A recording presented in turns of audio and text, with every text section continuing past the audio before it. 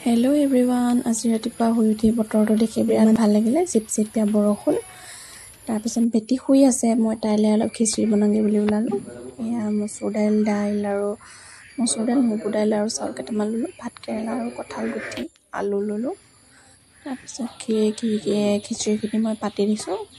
মই তাইৰ কাৰণে অকণমানি লোহৰ কেৰাহী এখন কিনি লৈছিলোঁ, তাই খিচিৰি বনাবলৈ বা জলপান বনাবলৈ লোহৰ কেৰাহীখন ব্যৱহাৰ কৰিলে ভাল বুলি মানুহে কয়, আৰু হয়ো বাৰু। আগৰ দিনততো লোহৰ কেৰাহীয়ে ব্যৱহাৰ কৰিছিল, এতিয়াহে নতুন বহুত বিভিন্ন ধৰণৰ কেৰাহী, কুকাৰ ওলালে।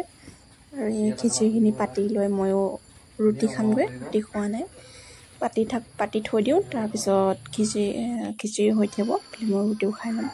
মই ৰুটি খাই লৈছোঁ, কবি ভাজি আৰু কণী পিঁয়াজৰ লগত ভজা। তাৰপিছত শুকান ৰুটি, আমাৰ শুকান ৰুটিয়ে খোৱা হয় প্ৰায়। ৰাতিপুৱা তেল ৰুটি ভাল নালাগে ন। মই খাই লওঁ, আপোনালোকে চাহ খালেই চাগে।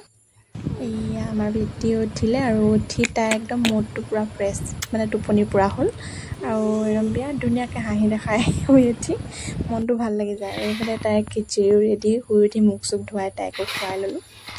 খুৱাই বোৱাই আজৰি কৰি গা পা ধুৱালোঁ, ধুই মেলি খেলিলে তাই অলপ সময়।